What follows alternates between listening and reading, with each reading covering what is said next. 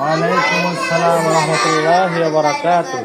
আমার মনের ঘরেতে রেখেছি যারে, দো জানের বাদশা নবী কামলিওয়ালা রে, দো জানের বাদশা নবী কামলিওয়ালা রে।